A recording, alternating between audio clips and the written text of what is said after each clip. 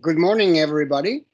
Welcome to our discussion of Canto 10. My name is Francesco Ciabattoni. I work at Georgetown University, where I am a professor of Italian, and I am with Alessandro. Alessandro Vettori. I teach at the Rutgers University, the Department of Italian and Comparative Literature, and we're very happy, Francesco and I, to be presenting Paradiso 10 today. Indeed. Francesco, would you like to start? Yes, so Paradiso 10 is a canto that begins the heaven of the sun in Dante's Paradiso, and it's a whole new section in many ways of this cantica, because it is the first canto that is outside of the cone of shadow of the earth. That means that it is it's the first canto that inaugurates the fully illuminated and enlightened section of Paradiso. Some scholars have argued that there is a little bit of shadowy area before that, just as even the other two canticas, Inferno and Purgatorio, are divided into blocks of 9 cantos that act or function as a sort of a preamble. Isn't that right, Alessandro? Yes. So here we have if we follow that pattern, we have the beginning of what is considered real heaven.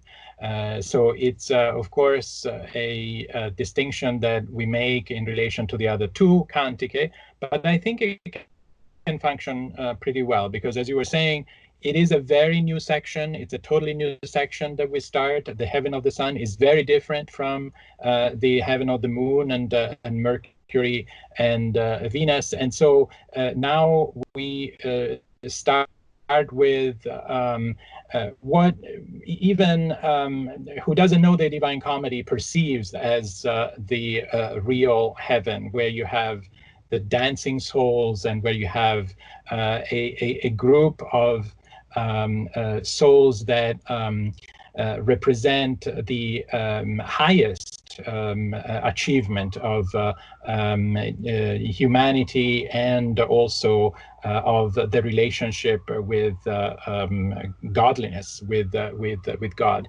And in relation to that, I just want to add that Dante here places a variety of souls that give us the measure of what he means by harmony, and what he means by heaven being the place, or rather the known place, where everything is reconciled. And so the two concentric crowns of souls here represent this harmony in the variety that becomes unity. So you have theologians, and you have philosophers, and you have mystics, and mystics of the last variety, the points of view. And so there's Thomas Aquinas, and there's Bonaventure, and there's Albertus Magnus, and there's Gratian. So they come from all sorts of different disciplines, both human disciplines and more, shall we say, divine disciplines, and they're there to form a unity. And I'm sure you have more to the dance. Right. So exactly, you just introduced us to the notions of harmony and the reconciliation of differences, which is at the core of this and the next cantos. I would say the whole of Paradise, of course, but these themes become particularly relevant at this point in the canto because of Dante's use of sheer beauty to represent what wouldn't have been possible to otherwise just explain in theological terms. What I'm trying to say is that we are here before a majestic spectacle of dance, singing, and lights moving around, because these souls, the theologians, the wise spirits, appear as globes of light. They do not have an otherwise definite bodily presence, the only physical body being Dante's, of course. So they they act as elements of an incredible show of Gesamtkunstwerk, we could call it, right? There's music, there's dancing, there is lights moving around in heaven, and of course there is poetry, which is the tool that Dante uses, however, to evoke the reader's experience of watching such a spectacle. And I suspect that precisely with the intent of reconciling different, even different theological opinions, because among the saints and wise men that you mentioned are some that held rather different and conflicting opinions about even important aspects of religion. So what Dante does here to bring together Franciscans and Dominicans and other thinkers is precisely to use the musical notion of harmony to have them dance and sing together in tempra, Dante says, and I strongly suspect that means it's a reference to the polyphonic practice in the Middle Ages. So that would become a metaphor through which Dante stages the reconciliation of opposites and differences. And when I say stage, of course, I appeal to what Dante probably had in mind, and that is his experience as a viewer and his readers' experience as viewers in musical spectacles and probably theatrical liturgical dramas, theatrical events during the Middle Ages.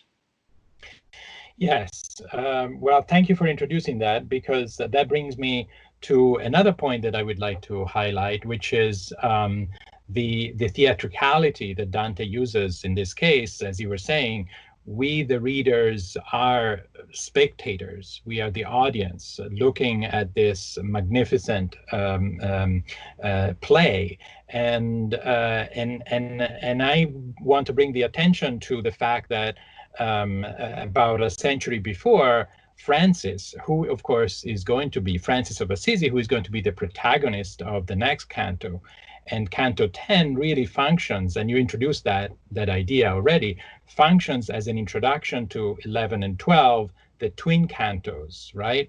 Where St. Thomas introduces St. Francis, so a Dominican introduces a Franciscan, St. Bonaventure introduces St. Dominic, a Franciscan introduces the founder of the Dominicans. And this sense of reconciliation that started in Canto 10 is brought to further fruition in Canto 11 and 12, which intersect and form one single episode. And so the reconciliation, the needed reconciliation of the two orders, the mendicant orders, the Franciscans and the Dominicans, is already seen here in Canto 10 in the conflation of the two crowns that sing and dance concentrically together. And to this regard, I wanted to say about a century before, Francis was the one to have introduced the idea in the presepe, right? In the idea that a sacred act can also become a theatrical act. And when he represented the Nativity at Greccio, that was the idea behind it, that in the same way that you have the Eucharistic mystery represented in Mass, you can have a more sort of course, less sacred, but likewise effective way of representing divine acts in a theatrical way. So I think behind all this is probably the same type of notion. And so I don't know if you have something to say to that, considering that you have done extensive work on especially music, and now I know you're also working on the notion of representation. That's right. I find it particularly compelling that Dante should use a variety of references to other arts, performative arts in particular, precisely when he wants to convey the importance and depth of certain mysteries. In this canto and the following cantos of the Heaven of the Sun, the wise spirits are protagonists. And so what is wisdom to Dante? Wisdom is something that doesn't only appeal to one's knowledge or rational ability. That would be a dry approach to wisdom for our poet. And so I placed as my background a manuscript page from the beginning of the Book of Wisdom, which Dante references in Canto 18 and also Cantos 19 and 20, while you, Alessandro, have the great fresco, Santa Maria Novella by Domenico Di Michelino. Because the notion of wisdom in Canto 10 is one that conflates or unites, once again, our rational, Dante would call them facoltà, or mental faculties, to something that's deeper and more connected to the lower levels of our soul. And it has to do with art, experience, spiritual experience that comes from performance, from partaking in a performance or viewing a performance. So it has to do also with two sides of love. And I think this might help us transition to the relationship between agapic and erotic love, which seem to also appear together in the final lines of Canto 10. Yes, and I think we'll get to that in a second. If I may just add one more point, because you're right, we have to get to Dante bringing together erotic and agapic love in the final lines of this canto.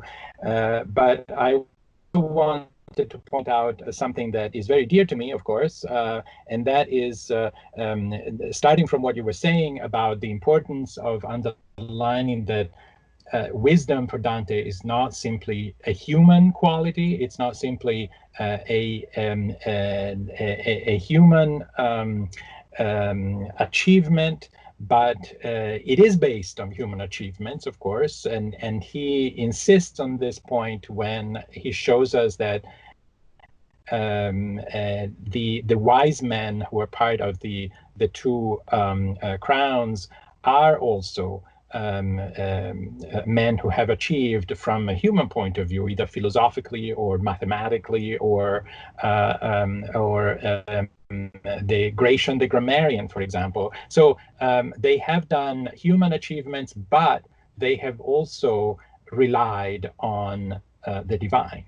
Right, and so there are men there that are mystics, and so the same idea is behind prayer, and prayer is present in this canto. It's present in a more sort of human dimension of thankfulness when Beatrice invites Dante to thank God for having reached this stage of heaven.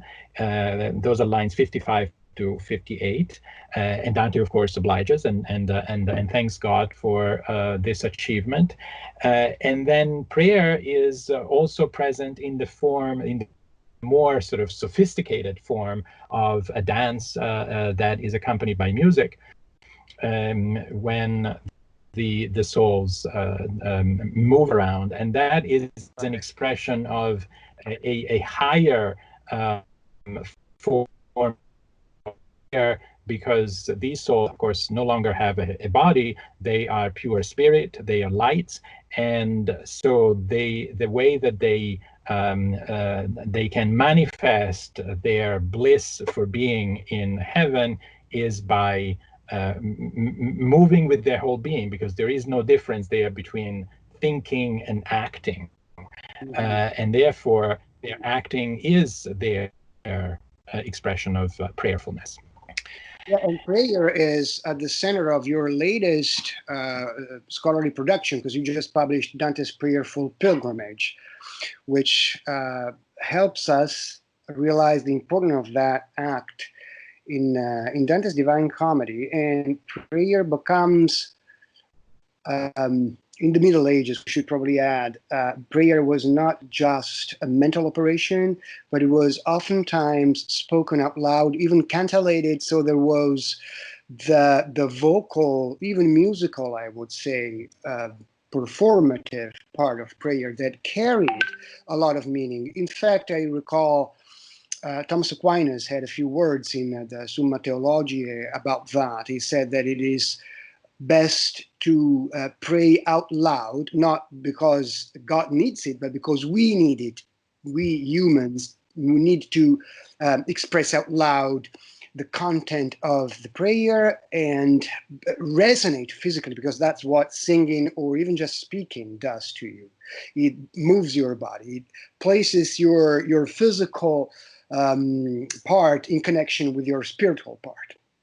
And so, yeah. And so probably leads us to more quotes from Dante's Canto, if we want. Mm-hmm. And so in this spirit of harmony and reconciliation, the ending of the canto brings together the two forms of love that are really crucial for human development in their way to achieve heaven, and that is the erotic love and agapic love.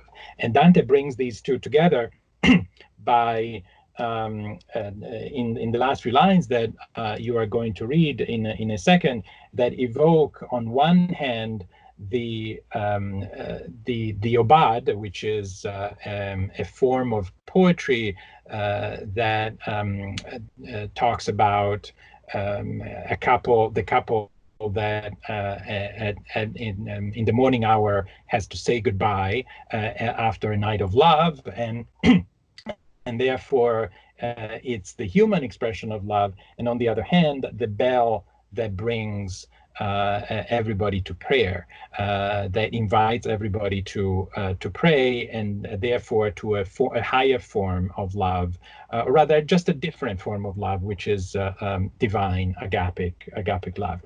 And so now I think we can conclude with the quotation of those lines at the end. So if you don't mind reading them. And I'll read them in Italian because there's music in these lines that once again is meaningful. So it's lines 139 and following of Canto 10.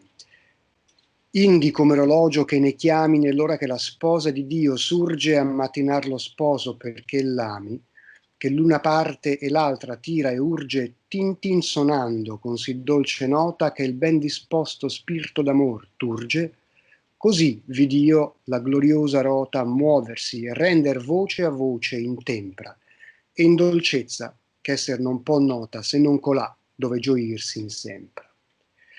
And those lines are a perfect reminder of what we were just saying, which is the obad means also the moment of separation of the two lovers. Dante is only in heaven for a very limited duration of time. And so this is when he can enjoy that spiritual encounter before having to return to earth, but with the promise, of course, to one day return and stay forever. Great, thank you. Thank you, Alessandro. So thanks everybody for listening.